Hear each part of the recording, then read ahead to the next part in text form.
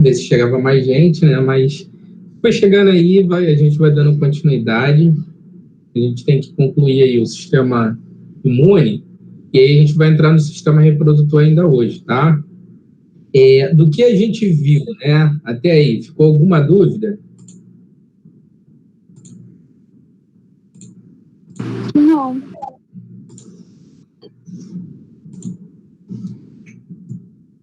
Beleza. Vamos dar continuidade. Deixa eu só abrir aqui algo.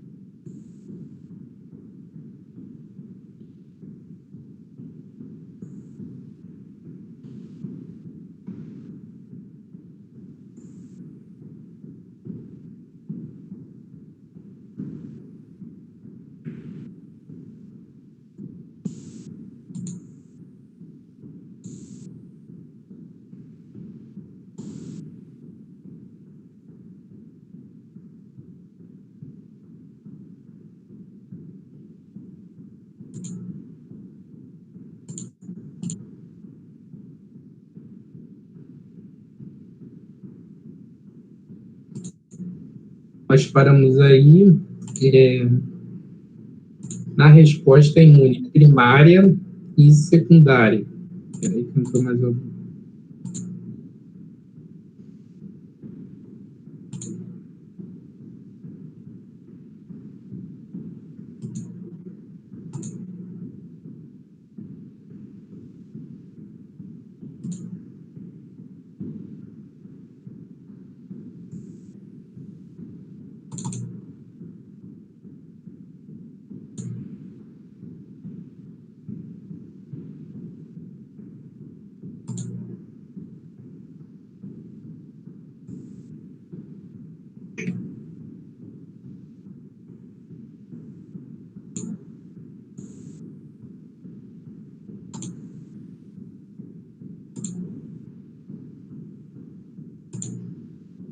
Então, a gente está aí, pessoal.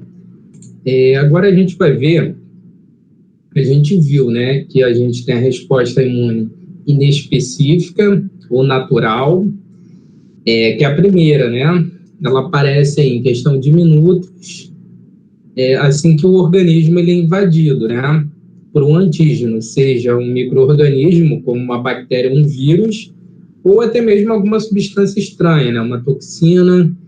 E aí, quando a gente fala toxina, por exemplo, produzida por bactérias também, a gente tem toxinas aí botulínicas e outras, e peçonhas, né, que é o que a gente chama de venenos, né, de animais peçonhentos. Então, isso tudo são antígenos, e aí a gente vai ver aqui também que a gente tem a resposta imune primária, a gente ainda divide assim, a resposta imune e a secundária. O que é essa resposta imune primária, né? A primária, né, como a palavra já está nos levando aí, né, a uma ideia, é aquela que acontece primeiro, né? É a primeira vez que o organismo lá entrou em contato com aquele antígeno. Então, o indivíduo lá, um ser humano, entrou em contato, né, com uma bactéria, um vírus, né? Aí o sistema imune dele vai desencadear toda aquela resposta imune a inespecífica, né, a natural, a primeira, e pode chegar até lá também na específica, né, ou adaptativa ou adquirida, que tem esses três nomes. Lembrando que aquela resposta específica, né, ela é a que gera a imunização, né, por meio da memória, né, dos linfócitos T e B. Então, beleza. Então, quando o indivíduo ele entra em contato uma primeira vez com esse antígeno, ele tem essa resposta primária, que obrigatoriamente passa por aquela primeira, é claro, a natural, que entra em questão de minutos, e a específica, que pode demorar aí de semanas a meses, ok? a pessoa desenvolveu lá a memória imunológica, né? Ou seja, ela está imunizada, ela tem linfócitos T e o B, e a gente sabe que é os linfócitos B, né, que produzem anticorpos somente. Beleza. Aí, no futuro, se aquele indivíduo ele entrar em contato novamente com aquele vírus ou a bactéria, né, esse antígeno, esse indivíduo ele já vai desenvolver resposta secundária. E aí ele já entra direto na resposta específica, na adquirida ou adaptativa.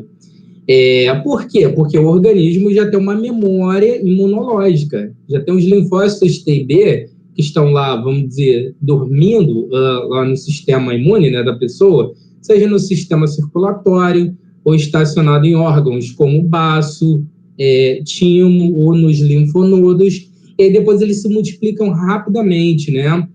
Eles, por exemplo, os linfócitos B, né, um dos mecanismos dele é gerar clones, porque quando a gente fala linfócitos B, a gente tem vários tipos de linfócito B também, que são específicos para vírus e bactérias específicas, e aí o que eles fazem? Eles se multiplicam e geram clones dele mesmo, vários deles, né, porque a gente tem vários tipos de linfócitos B. Então, essa resposta é muito rápida, essa resposta aqui secundária, porque o indivíduo já tem o quê? Memória, beleza? E aí o indivíduo nem desenvolve os sintomas da doença. Isso acontece com a gente não tem nem consciência que a gente entrou em contato com vírus e com bactérias por causa disso, tá? Por causa dessa memória imunológica e porque a gente entrou na resposta secundária. Tá aí um gráfico para a gente exemplificar isso. Aqui a gente tem um primeiro contato com o antígeno, né? Essa resposta ela vai demorar um pouco, né? E aí, por meio lá, a gente pode verificar também a concentração de anticorpos, né, produzido pelos linfócitos B, vai demorar, né? E aí você vê que quando a gente tiver um segundo contato com o antígeno, né, a resposta secundária, essa resposta é muito mais rápida, essa concentração de anticorpos são muito maiores e essa resposta é mais eficaz, ok? O indivíduo ele já tem a memória, tá? Já está guardada aí. Entendemos esse princípio básico da resposta imune primária e secundária? Alguém não entendeu? Isso é fundamental para que vocês resolvam as questões lá de provas lá. Eu entendi. Tá, beleza. Bom, agora a gente vai falar de outras duas coisas aí, né? As vacinas e os soros, né? É importante que a gente entenda o que são vacinas, né? E o meio que elas atuam, né? Primeiro que a gente classifica as vacinas como uma imunização ativa artificial. Artificial por quê? Porque não é o seu corpo que está produzindo, né, os elementos ali celulares e moleculares envolvidos nesse processo. Então, é artificial, porque o seu organismo vai ser induzido, tá? Então, por isso que a gente fala que é uma imunização ativa artificial. Beleza? Então, as vacinas, elas sensibilizam, né, o sistema imunológico do indivíduo, prevenindo, né, o surgimento de doenças causadas por vírus e bactérias. Então, a gente tem vacinas aí para vírus e bactérias. O que são as vacinas, afinal, né? As vacinas, elas são elaboradas, né, a partir de vírus ou bactérias mortos ou atenuados, que a gente fala que são enfraquecidos, ou fragmentos deles. A gente pode, por exemplo, ter um fragmento lá de uma proteína, de uma bactéria, tá? Isso é suficiente para que o nosso organismo, né, reconheça como estranho, e isso é o que a gente chama de sensibilizar, né? Está sensibilizando ali o sistema imunológico, vai, né, produzir as células lá do sistema imunológico, e aí a gente fala principalmente dos linfócitos T e B, que são essas células que viram células de memória, né?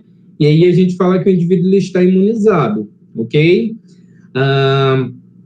Lembrar que as vacinas, elas não desenvolvem a doença, tá? É só uma sensibilização para que o organismo ele desenvolva esses elementos aí celulares e moleculares, né? No caso, os anticorpos produzidos, né, pelos linfócitos B, tá?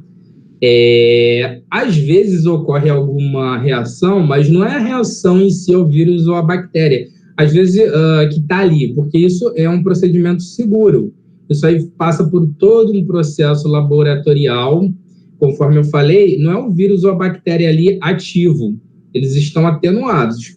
Passou por um processo em laboratório, a gente tem todo um protocolo lá, segura lá, as vacinas, para elas serem administradas em seres humanos, normalmente demoram 10 anos. O que a gente está vendo aí com o vírus, né, com o desenvolvimento de algumas vacinas que a gente está tendo para Covid-19, né, é um tempo recorde isso, porque normalmente uma vacina demora, em média, 10 anos, tá, até ser considerada segura para ser administrada em seres humanos. Mas devido a essa excepcionalidade aí que a gente está vivendo, né, essa situação de pandemia e os riscos atribuídos ao desenvolvimento, né, dos sintomas causados pela Covid-19, a gente está tendo realmente aí um tempo recorde nessa produção aí. Mas ainda assim está se respeitando aí os protocolos, né, as premissas aí para isso, tá?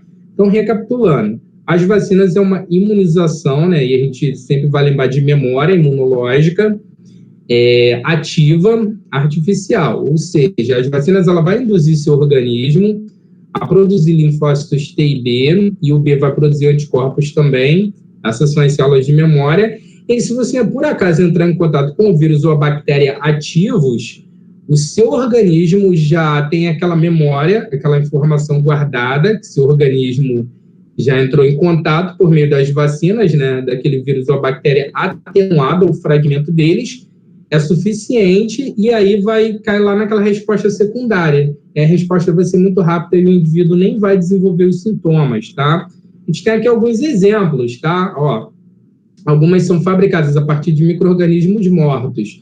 A gente tem um caso aqui da vacina da poliomielite, da gripe, né? A gente, acabei adiantando na outra aula, né? Acho que foi a Mayara que perguntou, né, Mayara, a respeito da vacina da gripe, não foi? Sim. Tá, então, a questão da vacina da gripe é uma questão particular, né? Tem que se tomar todo ano, né? Por quê? Porque o vírus da gripe, uma particularidade dele, né, lá da família da influenza, ele sofre mutações muito rápido. É muito rápido a evolução desses vírus.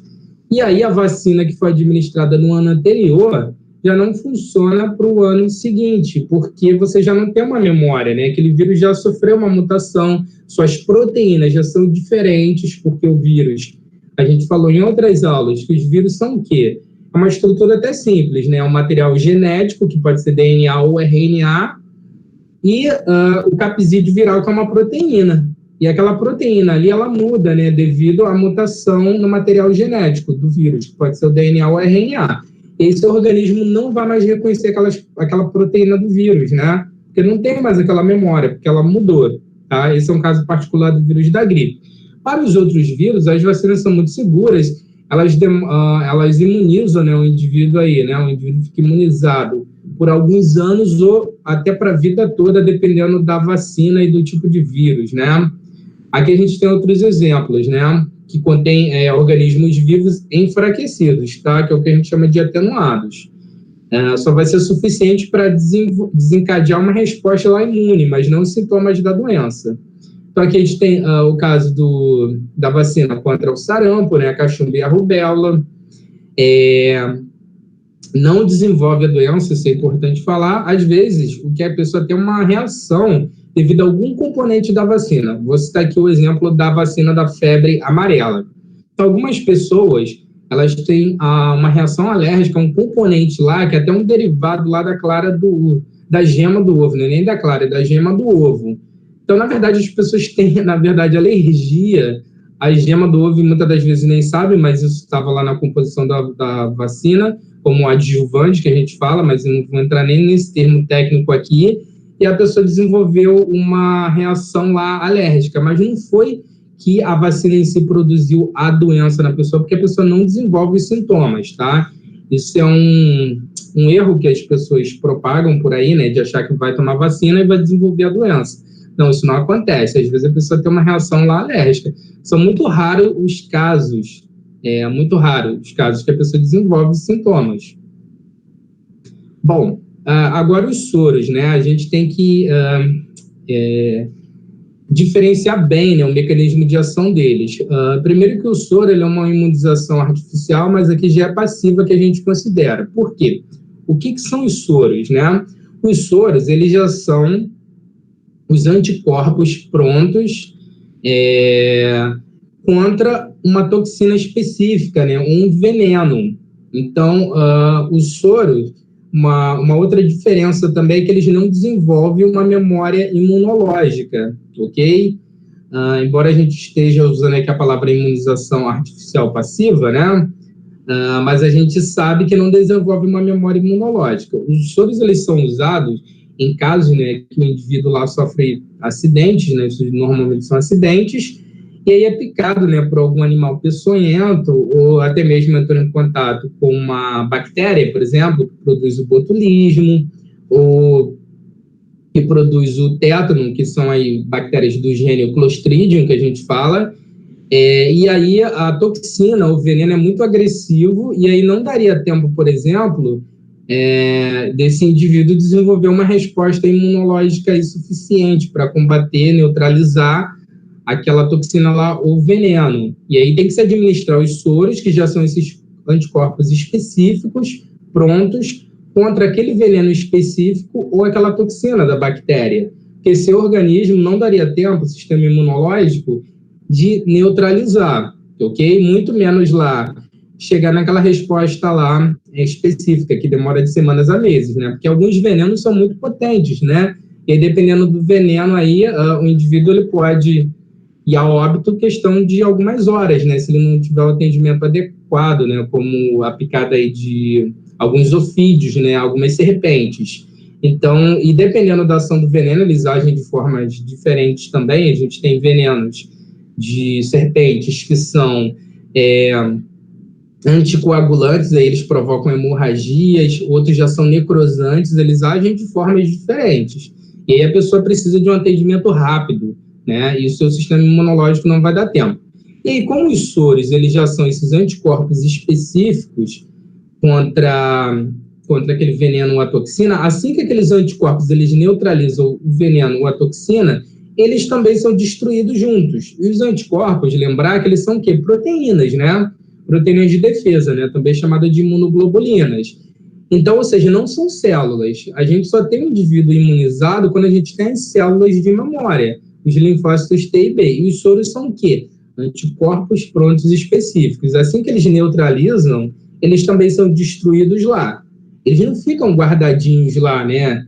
Dormentes. Não, isso não acontece. Eles não são células, são moléculas, né? Macromoléculas, ok? Os soros, eles são produzidos, né?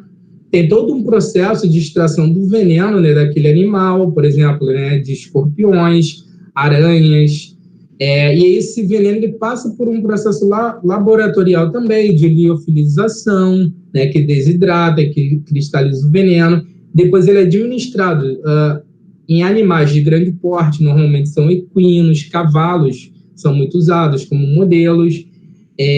Isso é tudo feito de forma ética e segura, o cavalo não é sacrificado. Depois que se retira lá, depois que o cavalo, né, esses animais, eles produzem aqueles anticorpos específicos, né, se retira alguma quantidade lá do sangue desse animal, depois se separa lá o plasma lá, que é onde estão os anticorpos lá, que é a parte líquida do sangue, né? A gente estudou tecido sanguíneo, a gente falou que o sangue ele se divide em plasma e elementos figurados, né? E a gente quer lá os anticorpos que vai estar nesse plasma. E aí depois se devolve para o animal, tá? Se devolve lá para o animal o sangue lá que foi retirado, né? São os anticorpos, é claro, tudo, né? Então isso é feito de forma segura, o animal ele não é sacrificado, né? E aí tá um meme aí para a gente aí ver, né? Aqui a gente está vendo o sistema imune, né? O grão de pólen, né? Produzido pelas um grupo de plantas aí chamado angiospermas. E aí, né? O sistema imune às vezes, né? O engraçado aí do meme aí, né? Interpretando ele aí é que o sistema imune, né?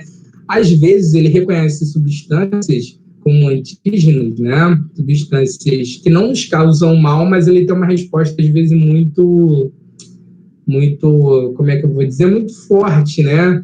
E são substâncias que não causariam mal. A gente tem até algumas reações aí alérgicas, né? Alimentares, por exemplo, tem pessoas que não podem comer coco, chocolate e outras aí, né? Se a pessoa comer, ela pode aí desenvolver, né? Desencadear até um choque anafilático que é uma reação muito forte e intensa do sistema imune, né? E a gente vai ter lá, por exemplo, células envolvidas nesse processo aí alérgico, né? Como mastócitos, que a gente falou, os basófilos, que são envolvidos nesses processos aí de alergia, principalmente esses leucócitos aí, tá? Mas não se sabe exatamente por que o sistema imune, não é totalmente conhecido esses mecanismos, por que o sistema imune às vezes entende, né? Reconhece essas substâncias que não nos causam mal, até algumas comidas, né? Como potencialmente, né, causadoras de doenças. A gente não sabe. A gente também tem a questão de doenças autoimunes também. Eu acredito que vocês já devem ter ouvido falar aí, né? O que são essas doenças autoimunes? É quando o organismo ele ataca a ele mesmo, as células de defesa começam a atacar o próprio organismo. E aí a gente, por exemplo, lá tem falha no mecanismo lá de um tipo de linfócito, que é o linfócito T supressor. Lembra que eu falei? A gente tem várias classes de linfócitos T. E os linfócitos T supressores são os caras que entram quando a infecção é debelada. E aí, por um mecanismo na ativação deles, no trabalho deles, dos linfócitos T supressores, que deveriam parar os outros, isso não acontece, aí as células dos leucócitos atacam o próprio organismo. A gente tem isso daí no lúpus e algumas outras doenças aí autoimunes também, tá? Então, para fechar isso daí, entendemos aí a diferença da resposta primária, secundária dos soros e das vacinas? Ficou alguma coisa solta aí, dúvida? Não. Beleza, então. Se não tem alguma dúvida, então a gente vai fazer alguns exercícios aí, tá? Vou escolher aqui alguns, 5, a gente faz, corrige, e daqui a pouco vai entrar no sistema reprodutor, que é o nosso último aí, que a gente vai estudar de anatomia e fisiologia. Deixa eu ver aqui a apostila de vocês. Algumas questões aqui para a gente treinar aí.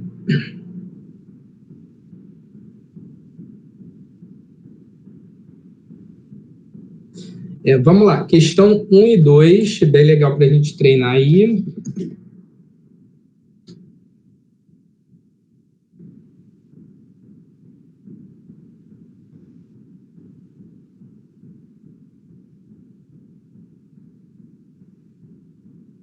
Número 6.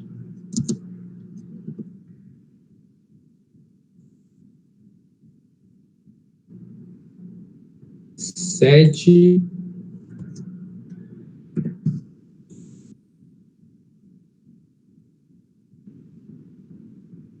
Tem bastante questão aí.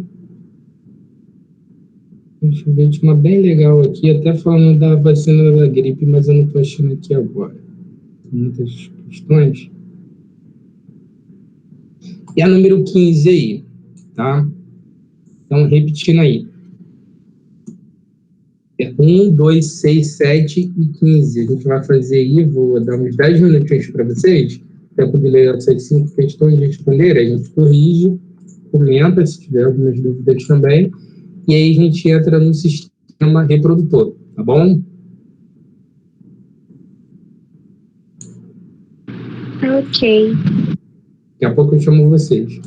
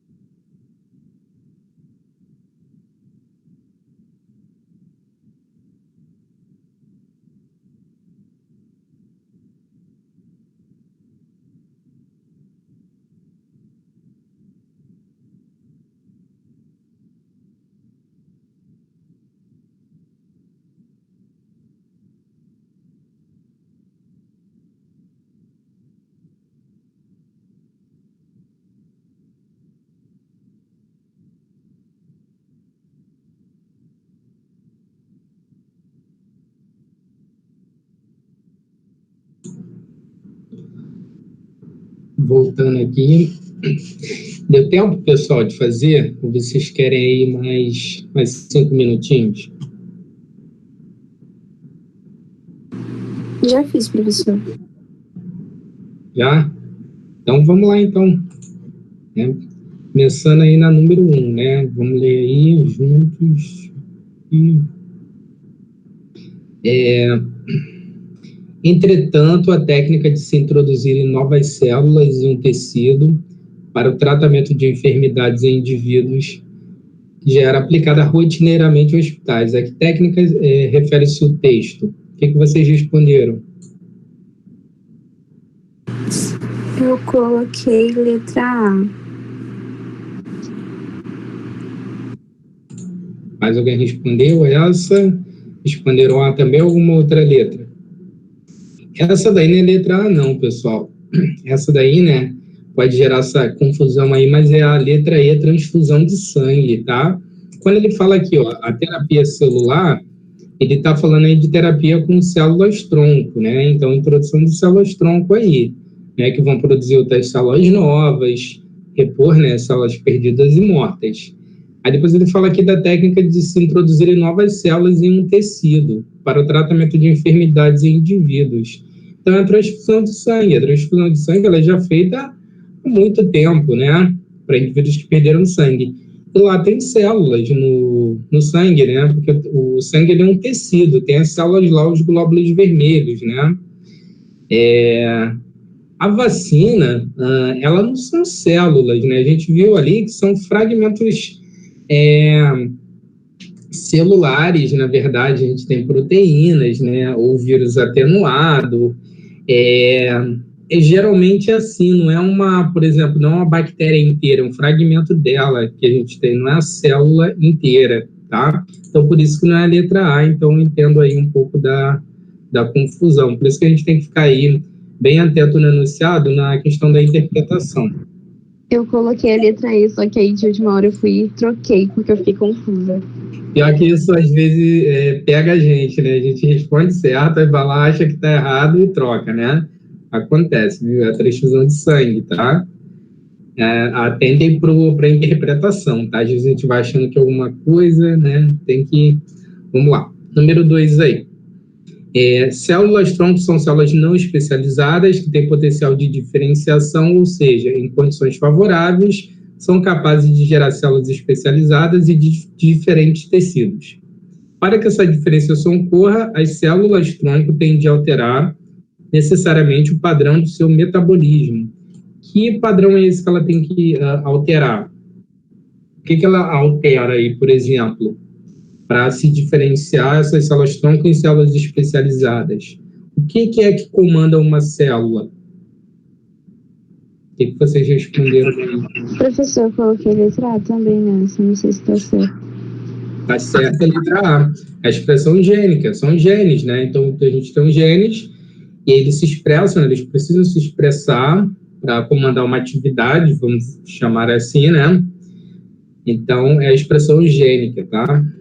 A gente não vai ter número de alteração de cromossomos para essas células virarem especializadas, nem quantidade de organelas, ali mitocôndria, não tem nada a ver com esse processo, né? Nem atividade de fosfolipídio de membrana, não. Então, são genes que comandam as atividades celulares. Então, se essas células precisam se diferenciar em células especializadas, quem vai comandar isso são genes, tá? A próxima aí questão é 6, né? Vamos lá. Então, está falando aí, na década de 1990, células do cordão umbilical, né, que é aquela classe de célula-tronco que a gente chama de multipotente, de recém-nascidos humanos, começaram a ser guardadas por criopreservação, uma vez que apresentam alto potencial terapêutico em consequência de suas características peculiares. O poder terapêutico dessas células baseia-se em sua capacidade de... Eu coloquei a letra C, mas aí troquei pela D depois. É letra D, isso aí, agora fez certo, né? Trocou certo. Diferenciação em células especializadas. Sempre quando a gente for resolver uma questão de célula-tronco, né? Uma das palavras aí chave aí é diferenciação celular, que é essa capacidade, né, especial que essas células têm, tá? se diferenciar em todos os tipos celulares, se for da classe das totipotentes, ou em muitos tipos celulares, mas não todo, pluripotentes, ou em um único tipo, que são as multipotentes, tá? E a última aí que a gente falou, né, a número 15, né? Vamos lá.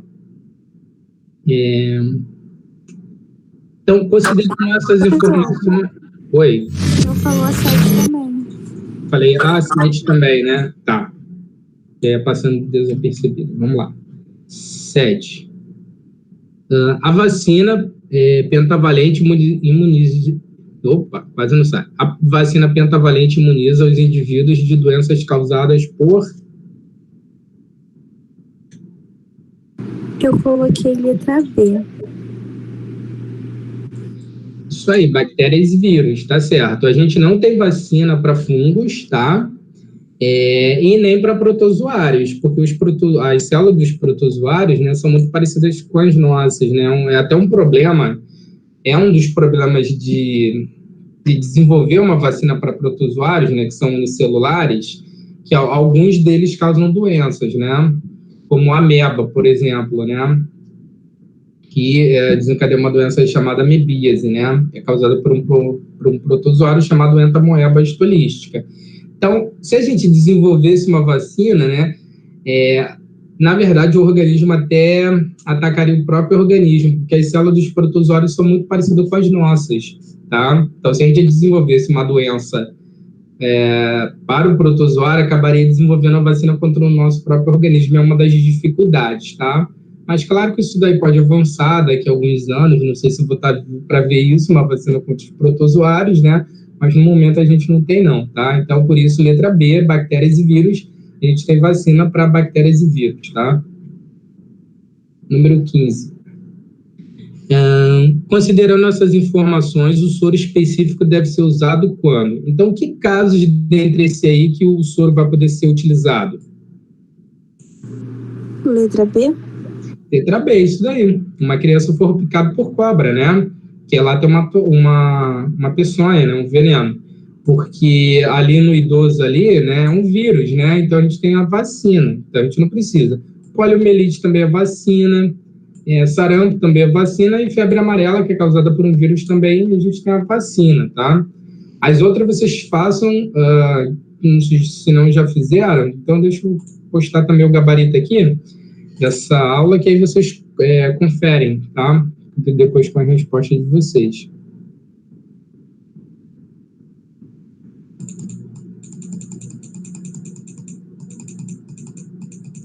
Só postar aqui e a gente entra aí na aula de hoje.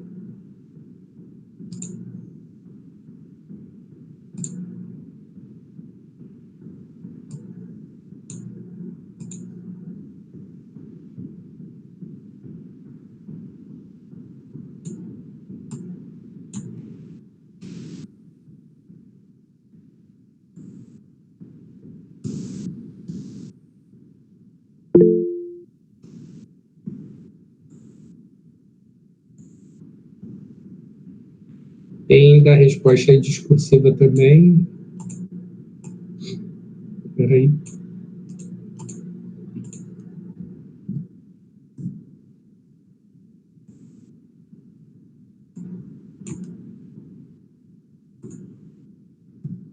Está todo o gabarito aí, na aula 18 aí. Vamos entrar na aula de hoje então, deixa eu só aqui.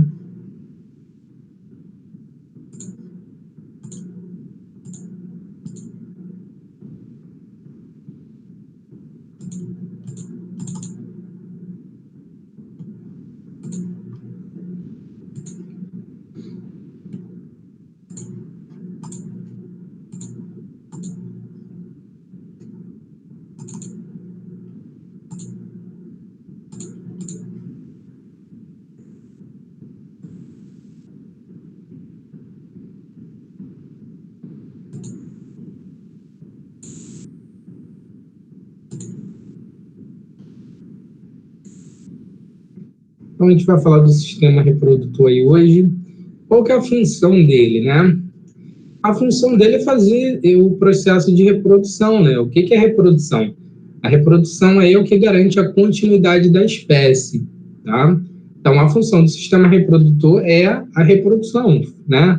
É óbvio, né? A gente chega nesse entendimento aí. E a reprodução é a garantia da continuidade aí das espécies. No ser humano, que é o que a gente vai falar, né? A reprodução, ela é sexuada. A gente já sabe o que é uma reprodução sexuada, né? Reprodução sexuada é aquela reprodução em que a gente tem a troca de material genético. A gente tem a combinação de material genético de dois indivíduos lá da mesma espécie. Então, a gente tem lá o homem e a mulher, eles, cada um, né, vai doar, né, as células gaméticas lá, o homem é o espermatozoide, a mulher o óvulo, e lá dentro, lá, né, tem material genético que se combina, né, para formar um novo indivíduo. Então, isso é reprodução sexuada. A fecundação é interna porque o encontro dessas células gaméticas, também chamadas de sexuais e germinativas, ela acontece no interior do corpo da mulher, né? Em outros seres, né, outros animais, essa fecundação pode ser externa, embora seja uma reprodução sexuada, porque o que caracteriza uma reprodução sexuada é a troca de material genético. A fecundação, que é o local onde ocorre esse encontro das células sexuais gaméticas, né, a combinação do material genético, pode se dar no exterior do corpo lá da fêmea da espécie. Então, isso pode acontecer no ambiente, que é o caso aí da maioria dos animais aquáticos, que a fecundação é externa. Eles lançam na água as células sexuais e aí elas se encontram, tá? Bom, aí a gente vai falar das gônadas, né? As gônadas sexuais, a gente tem a feminina, que são os ovários, que fazem parte do sistema reprodutor, e no homem, né, são os testículos. Então, essas são as gônadas sexuais que a gente chama. Nas gônadas sexuais, vai acontecer esse processo chamado de gametogênese. A gametogênese é a produção de gametas, células sexuais. E aí, a feminina, especificamente, a gente vai chamar de ovulogênese, que é o que produzem lá os óvulos lá. As células gaméticas femininas, são os óvulos. E a gametogênese masculina é a espermatogênese, que produzem os espermatozoides, que são os gametas masculinos.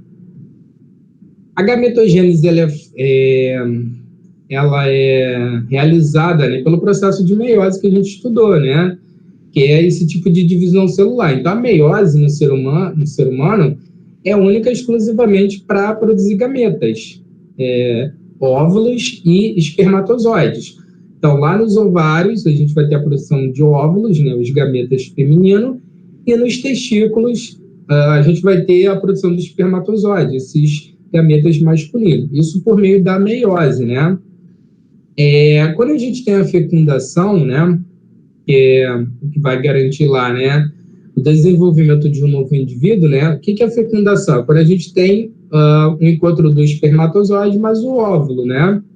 Então, isso é a fecundação. E aí ele se torna apenas uma única célula, chamada de célula ovozigoto, né? Então, o espermatozoide, ele doa metade do material genético da espécie, ou seja, 23 cromossomos, e o óvulo, 23 cromossomos. E 23 mais 23 forma a célula ovo, que é 46, porque 46 é o total, né, de cromossomos da espécie humana, ok? A gente falou muito disso lá nas aulas de biologia celular. O sistema reprodutor feminino, ele é formado pelo que a gente chama de genitália interna e externa. A interna é a vagina, que é um canal oco, a gente tem o útero e os ovários, que são as gônadas femininas, que é onde acontece a gametogênese feminina, a ovulogênese, a produção de óvulos. E a genitália externa é a parte visível, os lábios maior e menor e o clitóris. Aqui a gente tem desenhos esquemáticos, que é como vocês vão ver nas provas, né? Então, aqui a gente tem a genitália interna, a vagina, né, o útero e os ovários, a gente está vendo aqui, né? Os ovários estão aqui, tá? E os ovários aqui são 2. E a parte externa, né? Os lábios, que aí a gente tem menores e maiores, que a gente fala, são bem visíveis, e o clitóris. Aqui é um outro desenho esquemático, normalmente a gente vê assim nas provas, ok? Então, a gente tem aqui vagina, útero e ovários, a parte interna aí, que a gente tem as gônadas, né, sexuais femininas, onde acontece a gametogênese feminina, a ovulogênese. Sistema reprodutor masculino é formado pelos testículos, epidídimo, canal deferente, vesícula seminal, próstata, glândulas bulbouretrais e pênis. Vamos ver aqui no desenho. Aqui a gente tem testículo, o epidídimo é essa estrutura que fica aqui acima do testículo, são dois, né? E aqui é o canal deferente, esse canal todo aqui que circunda, né? Passa pela próstata, vesícula seminal e glândula bulbouretral. Esse é o trajeto. Deixa eu ver aqui se vai falar da fisiologia. Tá, vai falar assim. Bom, eu vou voltar depois nos desenhos lá, tá? Para falar um pouco da fisiologia. Na fisiologia da reprodução, a gente vai ter aí a hipófise, essa glândula, que faz parte lá do sistema endócrino, também chamada de pituitária, né? A glândula mestra, ela produz aqueles hormônios lá que a gente chama de gonadotróficos, que é o LH, hormônio luteinizante, ou FSH, hormônio folículo estimulante. Lembram deles? Então, esses dois hormônios são os gonadotróficos. Então, ele sai lá da hipófise, ou seja, está lá na cabeça dessa glândula, fica lá no encéfalo lá, e vai lá para as gônadas sexuais, para os testículos e para os ovários. E lá vai induzir lá o processo lá, que a gente vai chamar aqui. Por exemplo, na mulher, o LH, né, o hormônio luteinizante, ele forma o corpo lúteo, que é uma estrutura que se desenvolve lá durante o processo lá de ovulação, que depois regride, ok? Corpo lúteo lá, que a gente chama. E o FSH, hormônio folículo estimulante, que na mulher vai induzir aí o folículo ovariano, né? O desenvolvimento dele. E esse folículo ovariano é que produz os hormônios estrógeno e progesterona, que são os hormônios sexuais femininos, que regulam o ciclo menstrual. No homem, né, a gente também tem os dois hormônios, o LH e o FSH. O LH, hormônio luteinizante, ele induz a produção dos espermatozoides. O folículo estimulante já induz a produção da testosterona, o hormônio masculino. Voltando lá no... Deixa eu ver aqui se ainda tem mais uma parte. Tá. Voltando agora nos desenhos aqui, queria falar um pouco da fisiologia, né? Aqui a gente tem o sistema reprodutor feminino. Então, aqui é produzido os óvulos, né? Depois ele segue, que vai para as tubas uterinas. Normalmente a mulher produz só um óvulo por ciclo, né? E aí, caso, né, ocorra a fecundação ocorre aqui, tá? Nas trompas de Falópio, ou também chamada de tubas uterinas. Então, por exemplo, o espermatozoide, né, quando ocorre lá a ejaculação, ele, né, vem pela vagina, útero, e vai até aqui, né? Muitas pessoas acham que isso, por exemplo, acontece no útero, essa fecundação. Não, é uma coisa aí que pode perguntar para vocês numa questão de prova. A fecundação ocorre nas trompas de Falópio, nas tubas uterinas, aqui na altura do terço médio, tá?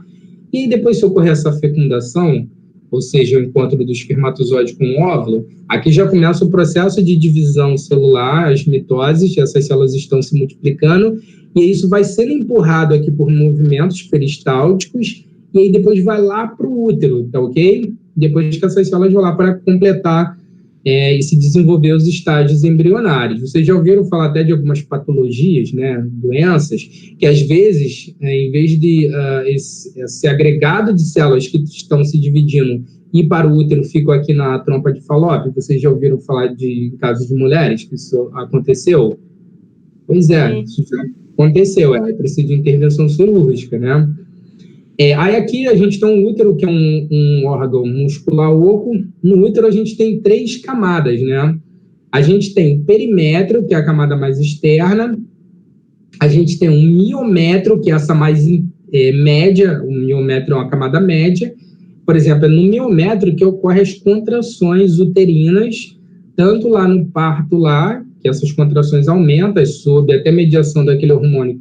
Se vocês lembram, a ocitocina ou oxitocina, tem 2 nomes desse hormônio, lembram desse hormônio? Ele que faz as contrações do útero aumentar, e a gente está falando do miométrio aqui especificamente. Viu como é que todas as informações que a gente estuda, né, estão todas relacionadas, né, dos sistemas. E a gente tem um endométrio, hein? O endométrio é a camada mais interna do útero, aqui que se implanta, né, ocorre a anidação, que a gente fala, né, que é a implantação aqui do embrião e o desenvolvimento aí dos estágios embrionários. Caso não ocorra a fecundação, né, aí o endométrio ele se descama, que é o que compõe lá o que vocês chamam de menstruação, né? Então, o endométrio, né, ele se descama, as paredes dele, que é o que vai compor lá a menstruação de vocês, tá? Pode ser mais intensa ou menos intensa, dependendo da mulher. No homem aqui falando, né, a produção do espermatozoide acontece, na verdade, não é exatamente no testículo, né? A gente fala no testículo, mas é nos túbulos seminíferos, que são vasos que ficam aqui, né, e aí ocorre, né, são várias camadas de células, depois esses espermatozoides ficam aqui armazenados no epidídimo, onde sofre o processo de maturação, e depois lá no momento da ejaculação vai para o canal deferente.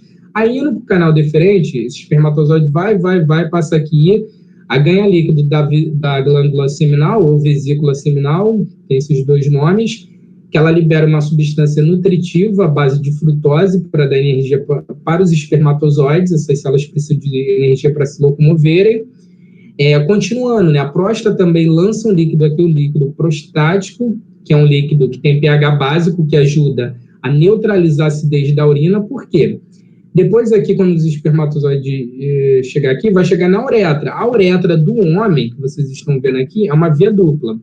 Tanto para o sistema reprodutor que a gente está falando aqui hoje, quanto para o excretor. Que aqui passa a urina também, a urina tem um pH ácido, né? Então, o líquido da glândula da próstata serve para neutralizar essa acidez, né, da urina, né, desses resíduos de urina que fica aqui na uretra do homem.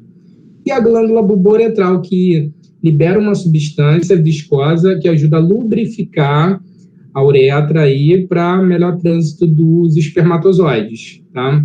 Esse líquido ele geralmente sai antes da ejaculação.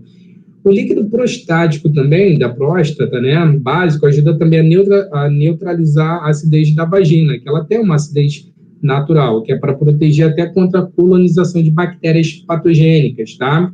Aqui a gente está vendo melhor, porque ele não dava para ver os túbulos seminíferos. O que são? São esses monte de vasinhos aqui que ficam vascularizando aí os testículos, né? E aqui, de fato, onde são produzidos os espermatozoides, que depois ficam armazenados no epidídimo, tá? No momento lá da ejaculação. Bom, para a gente fechar, a gente vai falar agora dos métodos contraceptivos. Isso vai cair nas provas para vocês também, tá? A gente vai falar aqui dos principais tipos. Bom, métodos contraceptivos são os métodos que evitam a gravidez. E aí a gente vai ter vários. O coito interrompido, o que ele é? Ele consiste, né, em tirar o pênis antes da ejaculação, né, na vagina lá. Esse método ele é muito falho. Por quê? Eu falei ali, não sei se vocês prestaram atenção, que tem a glândula bulboretral. Ela lança uma substância, né, lá na uretra lá para lubrificar, né, o canal lá da uretra lá. Então sai uma substância viscosa. Só que essa substância viscosa pode ter uma contagem baixa de espermatozoide. E basta apenas um espermatozoide para que ocorra a fecundação. Então, esse processo aí que muita gente faz aí por aí é muito falho, uma hora vai dar ruim. Tem a tabelinha também, que consiste da mulher, ela em contar o seu período fértil, e aí ela evitaria, né, ter relações sexuais nesse período fértil, que basicamente são 5 dias no mês. Só que esse método é muito falho também, porque os ciclos, os períodos da mulher são muito irregulares, né? Então, isso também costuma dar muito ruim. Bom, aí a gente tem um contraceptivo hormonal, que é a pílula, né? A pílula anticoncepcional. Ela é composta de hormônios sexuais femininos. E aí, o que ela faz, basicamente, né? Ela mantém os níveis estáveis dos hormônios, por isso que em umas questões anteriores que vocês viram, a mulher que toma a pílula anticoncepcional, a concentração dos hormônios, ela se mantém estável, por isso uma linha reta. Não sei se vocês lembram daquele gráfico que a gente falou, vocês ficaram até na dúvida, mas é sempre daquela forma, o gráfico fica reto ou muito próximo disso. Por quê? Porque mantém constante a concentração dos hormônios, e isso impede a ovulação, e a mulher não libera o óvulo, ok? Se não liberar o óvulo, não vai ocorrer fecundação, tá? O outro método aí, a pílula do dia seguinte, ela consiste, né, basicamente de tomar uma única pílula, né, e ela simula uma situação hormonal período antes da menstruação. Uma concentração muito alta de hormônios, né, à base de progesterona, geralmente é por via oral, né? E isso inibe a ovulação também. E aí depois a gente tem a mulher ela tem uma queda brusca hormonal subsequente, é o que faz com que ocorra uma menstruação, vamos dizer assim, forçada, tá? A pílula do dia seguinte é isso. Ela começou até a ter um controle mais rígido, né, de venda, porque muitas pessoas estavam utilizando aí de modo arbitrário, né? Porque isso, na verdade, é uma agressão contra o corpo da mulher. Isso aí, né, só deve ser usado em casos muito particulares, né? Porque isso daí é uma agressão, e isso daí pode prejudicar a fisiologia da mulher, inclusive. Outros métodos que a gente tem é o diafragma, que é um dispositivo de látex ou silicone, ele é colocado no colo do útero antes da relação sexual, né? E ele vai ser retirado horas depois. Então, ele impede que os espermatozoides eles cheguem lá até a trompa de falópio. Não vai, né? Vai ficar retido aí. Ele é usado junto com um gel também, espermicida, né? Que é para destruir os espermatozoides. Então, ele é um dispositivo que impede a passagem aí dos espermatozoides, além de ser usado junto com um gel. O DIU, que é o dispositivo intrauterino, esse é colocado pelo ginecologista, tá? Ele é em formato de TO7, ele é colocado no interior do útero, um processo bem mais invasivo, por isso que é o ginecologista que coloca.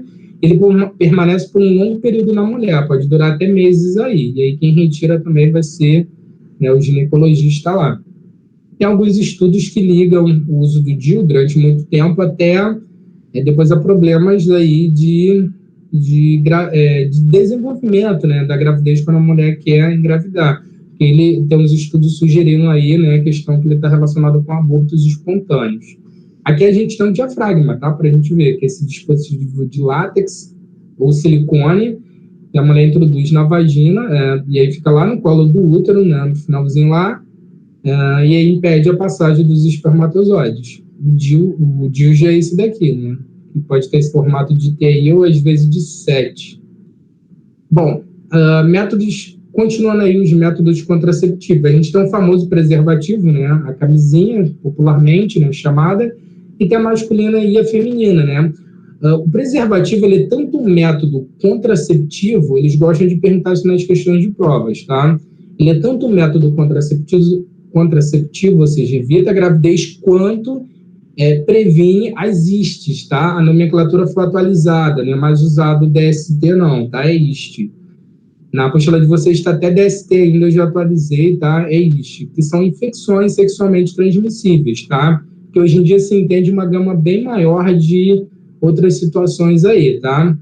Então, o preservativo, além de ser um método contraceptivo, ele é um método também que previne as infecções sexualmente transmissíveis, aquelas, né, que são transmitidas durante as relações sexuais, tá? A gente tem o preservativo masculino e feminino. E agora que a gente vai falar dos métodos, que além de serem contraceptivos, são esterilizantes, tá? Eles perguntam isso também nas questões de prova. E a gente tem dois, a laqueadura de tubas e a vasectomia. O que é a laqueadura de tubas? Ou ligadura de trompas, né, muito falada aí antigamente, esse nome. Ela consiste, né, em fazer uma secção, um corte na tuba uterina. E aí o óvulo, né, fica numa porção lá, e aí a gente não vai ter um encontro lá do espermatozoide com o óvulo. E a vasectomia já é uma secção no duto deferente, então o espermatozoide não vai chegar até a uretra lá, tá? O indivíduo ele continua ejaculando, mas nesse líquido, né, só vai ter o líquido prostático e da vesícula seminal, não vai ter espermatozoides, tá? Um corte que a gente vai ter. Tranquilo, pessoal? Alguma pergunta, alguma dúvida? Não. Ele é bem tranquilo, mas o sistema reprodutor. Se vocês tiverem alguma dúvida específica, podem anotar a questão que a gente tira na próxima aula também. As questões vão ficar para vocês fazerem em casa, e na próxima aula a gente resolve algumas, tá? E a gente já vai mudar depois de tópico, né? Na próxima aula a gente já começa a estudar aí origem dos seres vivos, tá? E aí depois vai na sequência, origem da vida, evolução e por aí vai até chegar lá em genética lá, tá?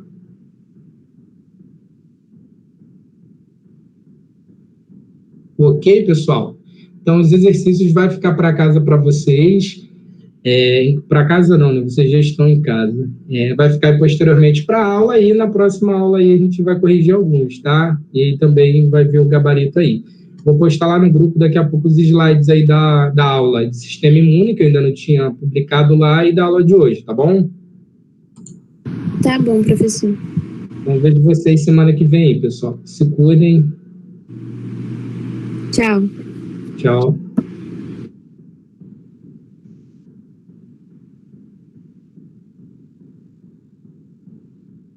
E aí, Diego? Pode encerrar aí a gravação aí. Valeu? Tá ouvindo, Diego?